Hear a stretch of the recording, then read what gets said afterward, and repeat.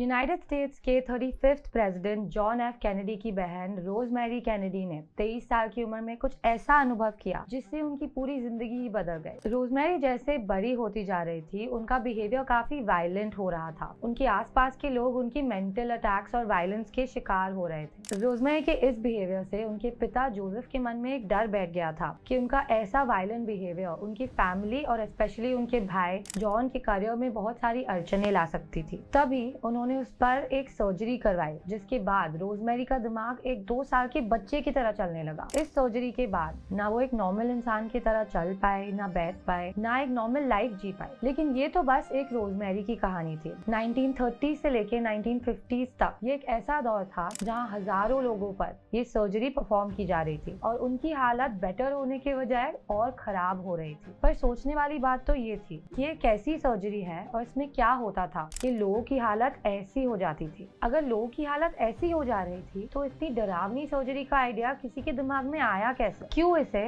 दुनिया की सबसे ब्रूटल सर्जरी माना जाता है? आज हम इस वीडियो में आपके सारे क्वेश्चंस आंसर करेंगे और उसके साथ साथ इस सर्जरी की हिस्ट्री भी बताएंगे, जिसको सुनकर आप दंग रह जाओगे। इसीलिए मेक श्योर कि आप ये वीडियो एंड तक देख रहे हैं। And with that let's get started.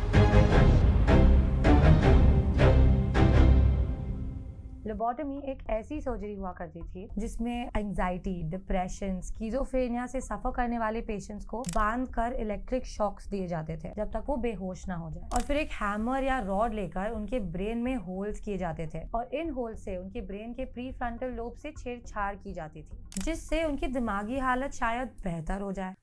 मुझे तो सरासर ये पागलपन लग रहा है और शायद आपको भी लग रहा होगा। पर सरप्राइजिंगली ये सर्जरी को रिसर्च के थ्रू ही डेवलप किया गया था। ये सर्जरी के डेवलप होने से पहले पेरू और काफी दूसरी जगहों में ह्यूमन स्कल्स पाए गए थे जिनमें होल्स बनाए गए थे। इन होल्स को देखने के बाद रिसर्चर्स और साइंटिस्ट को ये लगने लगा कि शायद हमारे एंसेस्टर्स हेडेक्स को ट्रीट करने के लिए ये होल्स बनाया करते थे, कि अगर दिमाग में होल्स बनाकर हेडेक्स को ट्रीट किया जा रहा है तो बाकी दिमागी कंडीशंस को भी ऐसे ट्रीट कर सकते हैं। बस ये तो एक शक था जो हकीकत में तब बदला जब फिनियस गागे नाम के एक फोरमैन वर्कर जो रेल रोड में काम करते थे, उनका एक भयानक एक्सीडेंट हुआ। एक अनएक्सपेक्टेड एक्सीडेंट के दौरान एक आयरन रॉड उनके गाल को चीरता हुआ उनके दिमाग में जा पहुंचा। इतने भयानक एक्सीडेंट के बाद किसी का बचना इम्पॉसिबल सा लगता है, राइट?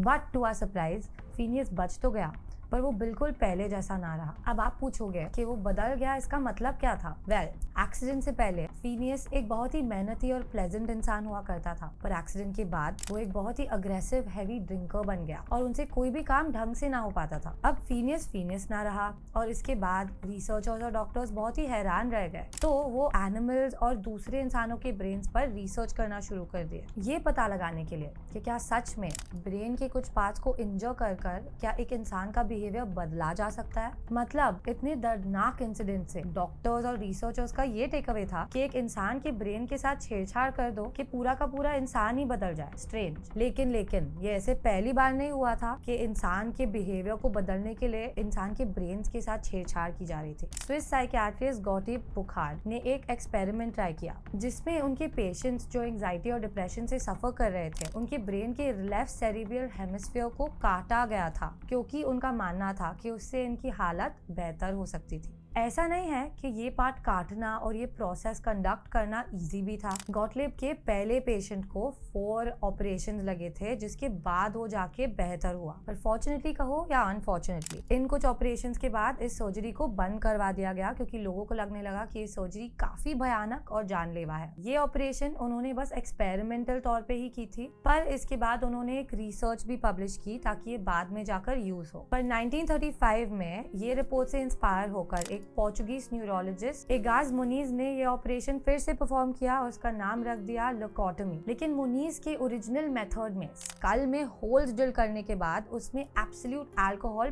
पंप किया जाता था ब्रेन टिश्यूज को डिस्ट्रॉय करने के लिए। मुनीज की थ्योरी के अकॉर्डिंग अगर ब्रेन के फ्रंट पार्ट का कनेक्शन बाकी पार्ट से तोड़ दिया जाए तो अब नॉर्मल बिहेवियर्स बंद हो सकते थे। उन्होंने अपने खुद का एक डिवाइस भी बनाया कॉल्ड लुकोटोम, जिससे उनके ब्रेन के पार्ट्स को सेपरेट किया जा सकता था।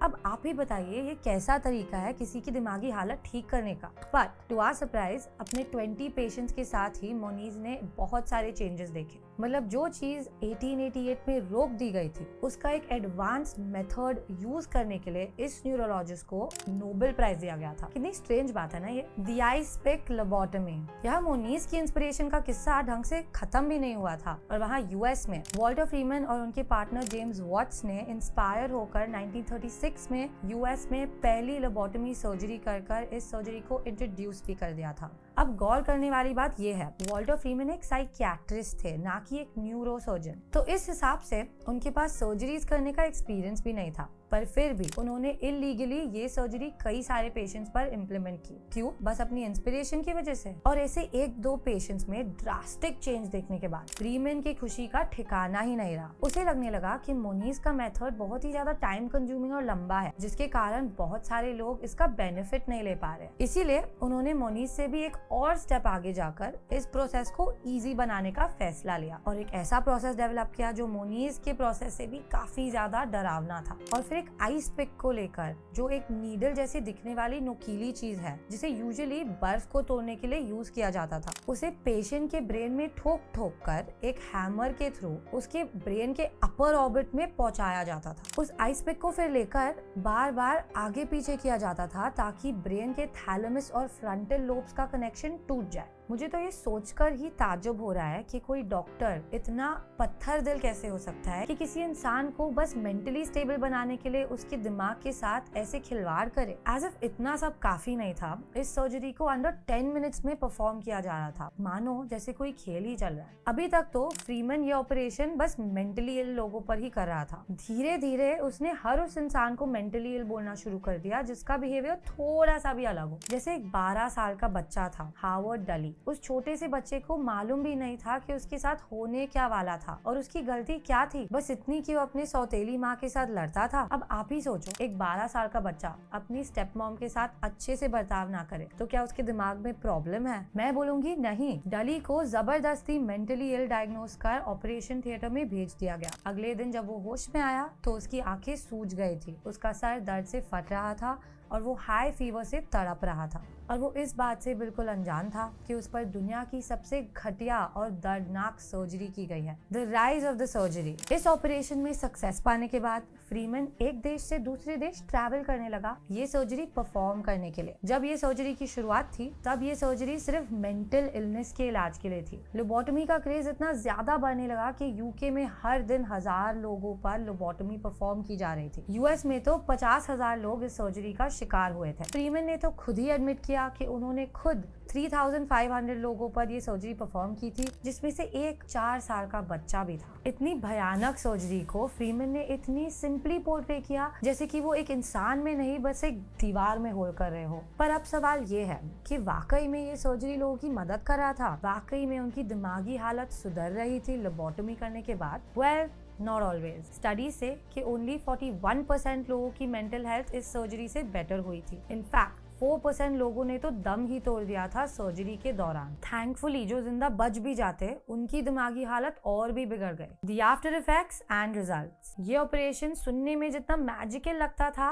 उतना नहीं था। इस ऑपरेशन के बाद कई दिनों तक पेशेंट्स दर्द और नौजिया से तड़पते थे। ऑलमोस्ट हर इंसान कुछ ना कुछ खो देता था, कई अपनी पर्सनालिटी, कुछ अपनी हंसी और कुछ अपनी स्पार्क। ऑपरेशन के बाद उन्हें ये तक याद नहीं रहता था कि आज कौन सा दिन है, वो कहाँ पर है और उनके सर पर पट्टी क्यों बांधी गई है। बहुत सारे लोग जिन पर लोबोटमी परफॉर्म की जाती थी उन्हें ऑपरेशन के बाद मेंटल असाइलम्स में भेजा जाता था, क्योंकि उनकी हालत इतनी बिगड़ जाती थी कि किसी के लिए भी उन्हें कंट्रोल करना पॉसिबल ही नहीं था। एगास मोनीज जो इस सर्जरी के ओरिजिनल इन्वेंटर थे, उनकी एक पेशेंट की तो हालत इतनी ही बदल गई कि उन्होंने एगास को जान से मारने की कोशिश की अपना बदला लेने के लिए। इस इंसिडेंट के बाद एगास बच तो गया, पर उन्होंने अपनी बाकी जिंदगी एक व्हीलचेयर पर बिताई। असल में तो ये सर्जरी एक इंसान को ठीक नहीं पर उनको एक वायलेंट से इंसान में बदल देती थी, जिससे वो अपने नॉर्मल स्टेट पे भी नहीं रह पाते थे। जब धीरे धीरे लोगों को रियलाइज हुआ कि ये सर्जरी कितनी डरावनी और जानलेवा है, तब फाइनली उसे 1967 में बैन कर कर दिया गया। फ्रीमैन को भी ये रियलाइज हुआ कि इस सर्जरी में 14% मोर्टेलिटी रेट है, मतलब 3500 ऑपरेशंस में से 500 लोगों की तो जान ही चली गई। पर फ्रीमैन के इस साइको सर्जरी के मचाए हुए इस धड़के के बाद एक चीज जो अच्छी हुई कि मेडिकेशन फॉर मेंटल पेशेंट्स अच्छी होने लगी, उनके लिए दवाइयाँ आने लगी और दूसरे तरीके आने लगे उनको ट्रीट करने के लिए। बट लोबोटमी ने जितने लोगों का फायदा किया उसे कई ज्यादा लोगों का नुकसान किया। जहाँ एक डॉक्टर का फर्ज अपने पेशेंट्स की जान बचानी होती है, वही फ्रीमैन जैसे लोगों ने इस प्रोफेशन पर एक दाग लगा दिया। मुझे तो गूज़बम्स आ जाते हैं बस ये सोचकर कि अगर लोबोटमी को बैन नहीं किया होता तो आज के टाइम में क्या होता, specially during the times of Covid, जहाँ एंजाइटी, डिप्रेशन जैसी कंडीशंस बहुत ही ज्यादा कॉमन हो गए हैं। हिस्ट्री हमें यही बताती है कि किसी भी इन्वेंशन का कारण होता है एक प्रॉब्लम या एक जरूरत। लाइक वी से necessity is the mother of invention. पर इसका मतलब ये नहीं है कि हम हर प्रॉब्लम का सोल्यूशन ढूंढने के लिए पागलपन पर उतर आए। आज भी काफी सारे ऐसे ट्रीटमेंट्स और ऑपरेशंस हैं जिन्हें सही माना जाता है, पर वो पेशेंट्स की जान भी लेते हैं। अब हमें बस टाइम के साथ ही पता चलेगा कि हम उस ऑपरेशन को उन्हीं नजरिए से देखेंगे जैसे हमने लोबोटमी को देखा है। अगर हाँ, तो लोबोटमी की तरह हम उसे बैन करने की कोशिश करनी चाहिए या बेटर ऑल्टरनेटिव्स ढूंढने चाहिए। वेल, इन सारे सवालों का आंसर मैं भी आज ढूंढ रही हूँ, आई एम श्योर आप भी ढूंढ रहे होंगे। तो कमेंट सेक्शन में बताना कि आपका लोबोटमी पे क्या टेक है। अगर आपको आज का वीडियो पसंद आया तो जल्दी से इसे एक लाइक भी दे दीजिए और बिग ब्रेन को सब्सक्राइब भी कर दीजिए ताकि नेक्स्ट वीडियो मिस ना हो।